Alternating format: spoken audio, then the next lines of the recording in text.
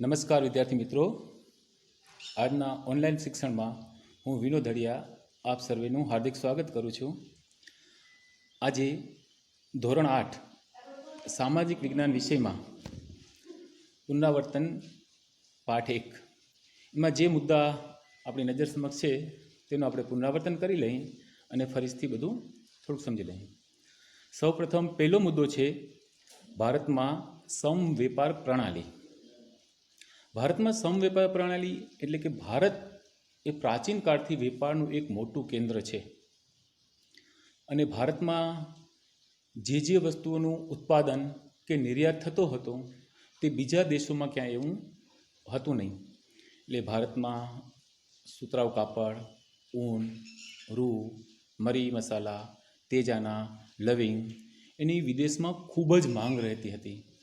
આ મુદ્દાને અનુસાર વિદેશીઓ કે જે યુરોપના લોકો હતા તેમને આ વસ્તુ એટલે કે ઊન, લવિંગ, મરી, તેજાના, સોનું, હીરા એના વગર ચાલે તેમ નહોતું. એટલે એની સાથે જ પ્રથમ મુદ્દા સાથે જ આપણો બીજો મુદ્દો જોડાયેલો છે કે ભારતની સંપત્તિનું વિદેશમાં આકર્ષણ, કે જहाँ डाल डाल पे सोने की चिड़िया करती है बसेरा, वो ભારત દેશ હૈ મેરા. ઉપરના ગીતો પરથી આપણે સમજી શકાય છે કે ભારત પૂર્વકાળમાં સોનાની ચીડિયા કહેવાતું હતું. એટલું બધું ભારતના લોકોનું વિદેશમાં આકર્ષણ હતું કે ભારતની ચીજ વસ્તુઓ સિવાય યુરોપના લોકો અથવા એમ કે આખી દુનિયાના લોકોને ભારતની ચીજ વસ્તુઓ સિવાય ચાલતું હતું નહીં. એની સંપત્તિનું કે સોનું હોય, હીરા હોય, કપાસ હોય, મરી મસાલા હોય એના વગર જરા પણ ચાલતું હતું નહીં. પણ ઇતિહાસમાં અમુક કારણસર આપણે જાણીએ છીએ કે કોન્સ્ટેન્ટિનોપલનું પતન થાય છે અને યુરોપના જે લોકો ભારતમાં આવે છે વેપાર કરવા માટે એ રસ્તો બંધ થઈ જાય છે અને એ રસ્તો બંધ થઈ જવાને કારણે યુરોપના લોકોને જે ભારતના મરી મસાલા, તેજાના, લવિંગ, સોનું, હીરા, માણેક એ મળતું બંધ થઈ ગયું અને યુરોપના લોકોને તેના વગર ચાલી શકે તેમ નહોતું. આથી ગમે તેમ કરી અને તે ભારતમાં આવવાનો જળમાર્ગ શોધવા લાગ્યા. એ આપણો સીધો સંબંધિત 5મો મુદ્દો છે જળમાર્ગની શોધ. તો જળમાર્ગની શોધમાં સૌ પ્રથમ ઘણા બધા લોકો ભારતનો જળમાર્ગ શોધવા માટે પ્રયત્ન કરે છે. ઘણા બધા એમાં આપણે નામ આપી શકાય કે Christopher Columbus, Vasco da Gama, ઉપરાંત જે આપણી પુસ્તકમાં નામ નથી તે બાર્થોલોમ્યુ ડાયસ, આ બધાએ પ્રયત્ન કર્યા. પણ સૌ પ્રથમ પ્રયત્ન જે કરે છે ક્રિસ્ટોફર કોલમ્બસ, એ ઇટાલીનો નાવિક છે. એ એમ માનતો હતો કે ભારતમાં જવા માટે પૂર્વથી પશ્ચિમ તરફ જવું જોઈએ એમ વિચારી અને તે આગળ પોતે વધતો ગયો અને અકસ્માતે તેને ભારતની જગ્યાએ અમેરિકા ખંડ શોધી લીધો અને જ્યાં સુધી જીવ્યો અમેરિકા ખંડમાં જ રહ્યો અને જ્યાં સુધી જીવ્યો ત્યાં સુધી એક જ એને મનમાં હતું કે મેં ભારત શોધ્યો. પણ વાસ્તવમાં તે ભારત નહીં, તે અમેરિકા હતો અને પરિણામે ત્યાંના જે લોકો રહેતા હતા એ લોકો રેડ ઇન્ડિયન તરીકે ઓળખાવા લાગ્યા. ભારતની જળમાર્ગની શોધમાં બીજો પ્રયત્ન કરે છે વાસ્કો ડી ગામા. તે પોર્ટુગલનો રહેવાસી હતો અને તે બાર્થોલોમ્યુ ડાયઝે જે કેપ ઓફ દક્ષિણ આફ્રિકામાં એક કેપ ઓફ ગુડ હોપની ભૂસીર શોધી હતી ત્યાં સુધી પહોંચ્યો.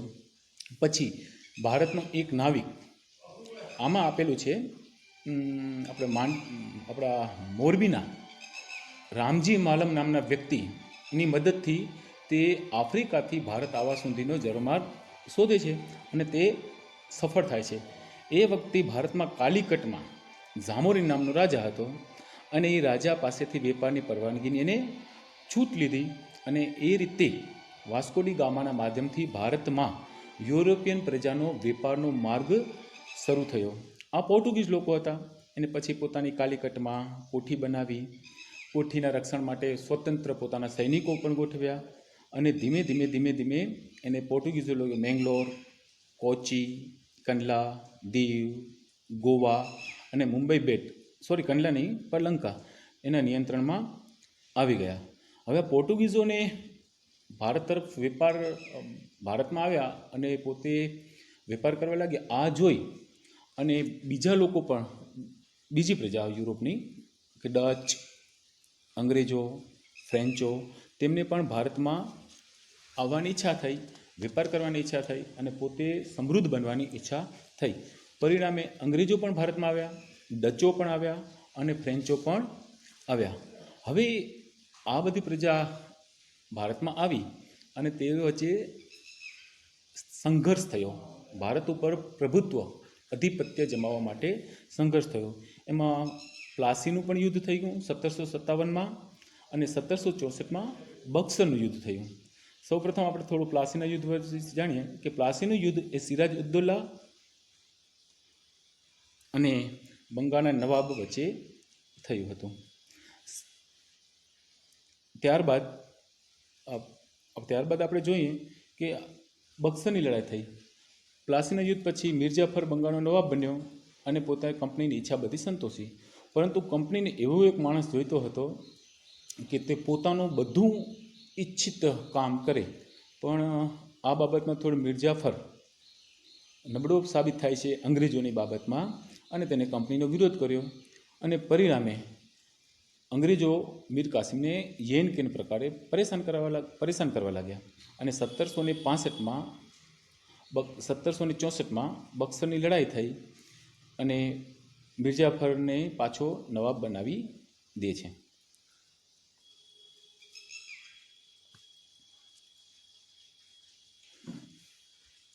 હિતેશભાઈ, બક્સરની લડાઈ સુધી પૂરું થયું.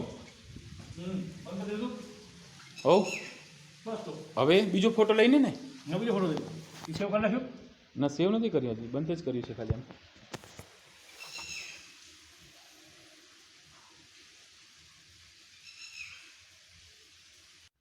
વિદ્યાર્થી મિત્રો, હવે આપણે એકમ બદલીએ કે આપણી આસપાસ શું. તેમાં મૃદાવરણ, જલાવરણ, વાતાવરણ, જીવાવરણ આવા મુદ્દા છે. ત્યાર પછીનું એકમ છે તેમાં બંધારણ, લોકશાહી, પ્રજાસત્તાક અને બિનસાંપ્રદાયિકતા. હવે સૌપ્રથમ આપણે મૃદાવરણનો આપણે થોડી વાતચીત કરીએ કે મૃદાવરણ શું છે, કોને કહેવાય છે, તેમની ઊંડાઈ કેટલી છે. તો મૃદાવરણ એટલે કે પૃથ્વીના જે ભાગ ઉપર આપણે વસવાટ કરીએ છીએ, જેના પર આપણે મકાન બનાવીએ છીએ, વૃક્ષો છે, બિલ્ડિંગો છે, સરોવર છે, એ બધાને મૃદાવરણ કહેવાય છે. મૃદુ એટલે માટી, આ આવરણનું પડ એટલે મૃદાવરણ. આશરે મૃદાવરણ જે છે એ પૃથ્વી સપાટીનો 29% જેટલો ભાગ રોકે છે અને આ પોપડાની જાડાઈ બધે સરખી નથી. એમ કહી શકાય કે 64 કિલોમીટરથી કરી અને 100 કિલોમીટર સુધી આ એની ઊંડાઈ ધરાવે છે. ક્યાંક ઊંચો છે, ક્યાંક નીચો છે, ક્યાંક પાતળો છે તો ક્યાંક જાડો છે. આ મૃદાવરણ ઉપર જ નાના મોટા પર્વતો, ઉચ્ચ પ્રદેશો, મેદાનો આ બધું આવેલા છે. અને જેમ જેમ આપણે પૃથ્વીની ઊંડા જતા જશું, મૃદાવરણની ઊંડે ઉતરતા જશું, તેમ તેમ ત્યાં ગરમીનું પ્રમાણ વધતું જશે અને અંદર તો ખૂબ જ લાવા કે મેઘમા જેવો ગરમ ઉલ્કાવો જેવું પડ્યું હોય છે. અને બીજું એક અગત્યની મુદ્દો એ છે કે જે આ મૃદાવરણ છે તે દરેક જગ્યાએ મૃદાવરણ ઉપર પૃથ્વીનું દબાણ એક સરખું હોતું નથી. ત્યારબાદ બીજો મુદ્દો છે જલાવરણ. જલાવરણ આપણે નામ સાંભળીને જ ખબર પડી જાય છે કે જલ વત્તા આવરણ એટલે કે પાણીનું આવરણ. પૃથ્વી સપાટી ઉપર જે મોટા ભાગનું જે છે જલાવરણ એ દરિયો રોકે છે. એટલે કે 97% ભાગ સમુદ્રમાં રોકાયેલો છે અને જલાવરણ આશરે પૃથ્વીનો 71% જેટલો ભાગ રોકે છે. જલાવરણ વિશાળ જળભંડાર ધરાવતા મહાસાગરો જે છે એમાં દાખલા તરીકે એમ કહી શકાય જે મહાસાગરોને પેસિફિક મહાસાગર, એટલાન્ટિક મહાસાગર, હિન્દ, આર્કટિક અને આ બધા જે મહાસાગરો છે એકબીજા સાથે જોડાયેલા છે. વાસ્તવમાં સમુદ્ર એક જ છે પણ તેમને જુદા જુદા વિસ્તારના હોવાને કારણે જુદા જુદા નામથી ઓળખીએ છીએ. પછી આ મહાસાગરના તળિયે જેમ આપણે મૃદાવરણ ઉપર મોટા પહાડો, ઉચ્ચ પ્રદેશો, મેદાનો આવું હોય છે, તેમ ત્યાં પણ દરિયાના તળિયામાં પણ આવા ઉચ્ચ પ્રદેશો, પહાડો, મેદાનો હોય છે. આવું ને આવું પણ આપણે વિચાર કરીએ કે આ બધું પાણીને ક્યાંથી આવતું હશે, ક્યાં જતું હશે, તો 97% જેટલું પાણી છે એ દરિયાનું જ પાણી છે. બાકીનું જે પાણી છે એ ધ્રુવોમાં, હિમાલયમાં, ઊંચા પર્વત ઉપર બરફના સ્વરૂપમાં જ સંગ્રહાયેલું છે. અને બાકીનું થોડું પાણી કહી શકાય તે સરોવર, નદીઓ અને પૃથ્વીના પેટાળમાં સંગ્રહાયેલું છે. પણ આ પાણી ખૂબ ઓછું છે. એમાં પણ મીઠું પાણી એટલું ઓછું છે કે તેનો આપણે 0.1% જેટલો કહી શકાય. એટલે આપણે જે મીઠું પાણી છે તેનો ઉપયોગ ખૂબ જ વ્યવસ્થિત રીતે કરવો જોઈએ. અને ત્યારબાદ આપણે જોઈએ તો વાતાવરણ, તો આપણે હવા અને આવરણ. તો વાતાવરણ કે પૃથ્વીની આજુબાજુ જે હવાનું જે આવરણ છે તેને આપણે વાતાવરણ કહીએ છીએ. તો આ વાતાવરણની ઊંચાઈ કેટલી હશે? તો 800થી 1000 કિલોમીટર સુધી, ક્યાંક 800 કિલોમીટર સુધી છે અને ક્યાંક 1000 કિલોમીટર સુધી છે. જે મૃદાવરણ અને જલાવરણને આપણે જોઈ શકીએ, એટલે પાણીને જોઈ શકીએ, જમીનને જોઈ શકીએ, પણ વાતાવરણને આપણે જોઈ શકતા નથી. તો વાતાવરણ રંગહીન, સ્વાદહીન અને વાસ રહિત છે. તેમાં એટલે વાતાવરણમાં ઘન, પ્રવાહી અને વાયુ આ બધા પ્રકારના તત્વોનો સમાવેશ થાય છે.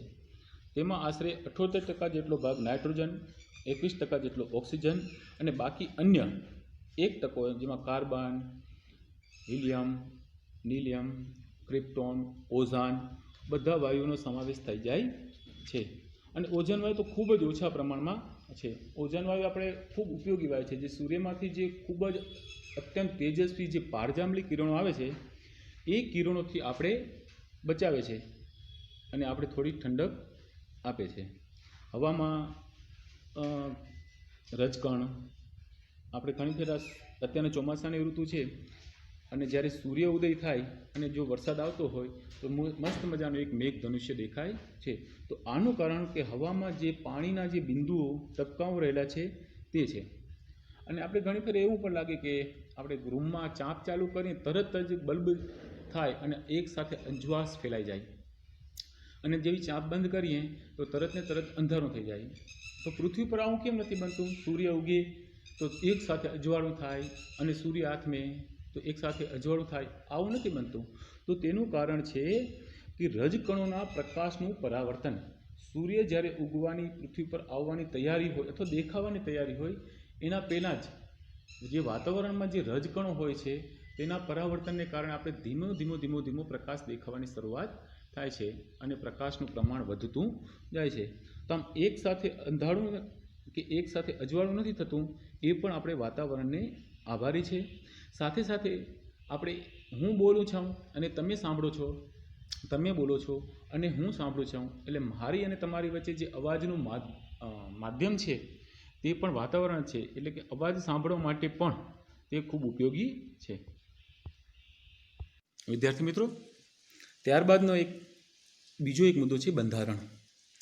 હવે આપણે જાણીએ છીએ બંધારણ એટલે કે કોઈ પણ દેશનું શાસન વ્યવસ્થિત રીતે ચલાવવું હોય તો તેના માટે કોઈક નિયમો, કાયદાઓ કે બંધન કરતા હોવા જોઈએ. આપણે થોડો નાનો વિચાર કરીએ કે આપણે નાનકડી એક સ્કૂલ છે, એ સ્કૂલ ચલાવવા માટે પણ ઘણા બધા નિયમ હોય છે કે સવારના 7:30 આવી જવું, 10 વાગે રિસેસ, 12:30 રજા, કયા શિક્ષકે કયું કામ કરવાનું, આચાર્યને કયું કામ કરવાનું, કયા કાગળ સાચવવા, કયા ન સાચવવા, આ બધી એક માર્ગદર્શક હોય છે. તો નાનકડો સ્કૂલ ચલાવવા માટે જો આટલી બધી તકલીફ પડતી હોય તો આવડો વિશાળ દેશ એટલે 125 કરોડનો દેશ, એને ચલાવવા માટે પણ ઘણા બધા કાયદા, કાનૂન કે નિયમોની જરૂર હોય છે. આ બધા નિયમોનું સમૂહ એટલે કે આપણે તેને બંધારણ કહી શકીએ છીએ. વ્યાખ્યાની રીતે કહેવું હોય તો કોઈ પણ દેશનું શાસન ચલાવવા માટે બનાવેલા આ નિયમોને વ્યવસ્થિત સંગ્રહને દેશનું બંધારણ એટલે અંગ્રેજીમાં જેને કોન્સ્ટિટ્યુશન કહેવામાં આવે છે. કે બંધારણ લેખિત કે અલિખિત સ્વરૂપનું હોઈ શકે. આપણા દેશનું બંધારણ એ લેખિત સ્વરૂપ છે, જ્યારે ઇંગ્લેન્ડ દેશ છે તેનું બંધારણ અલિખિત સ્વરૂપમાં છે. આપણા બંધારણની ખાસિયત છે કે આપણા બંધારણની શરૂઆત આમુખથી થાય છે. ત્યારબાદ બીજો મુદ્દો છે લોકશાહી. સાવ નાનકડી અને ટૂંકી વ્યાખ્યા આપવી હોય તો લોકશાહી એટલે કે લોકો દ્વારા ચાલતું શાસન, લોકો દ્વારા લોકો માટે ચાલતા શાસનને લોકશાહી શાસન કહેવાય છે. મોટાભાગે લોકશાહી શાસનની મુદત 5 વર્ષની હોય છે. લોકો પોતાના પ્રતિનિધિ સરકારમાં મૂકે છે અને લોકોની ઈચ્છા પ્રમાણે જ આ સરકાર કામ કરતી હોય છે. આવી સરકારને લોકશાહી સરકાર કહેવાય છે. ત્યારબાદ પ્રજાસત્તાક એટલે કે રાજ્યના વડા, રાષ્ટ્રપ્રમુખ કે કોઈ પણ નેતા કે વંશ પરંપરાગત ન હોય, તેમની ચૂંટણી પ્રજા દ્વારા થતી હોય અને તેમની નિયુક્તિ પણ પ્રજા દ્વારા થતી હોય તેને પ્રજાસત્તાક કહેવાય. જાપાન, ઇંગ્લેન્ડ આવા દેશોમાં અને હમણાં સુધી નેપાળમાં પણ પ્રજાસત્તાક નહોતું, પણ લોકશાહી પ્રજાસત્તાક નહોતું પણ રાજાશાહી હતી. ત્યાં રાજાની નિમણૂક રાજાનો વંશ પરંપરાગત થતી, એટલે રાજાનો દીકરો રાજા બને, એનો દીકરો પણ રાજા બને.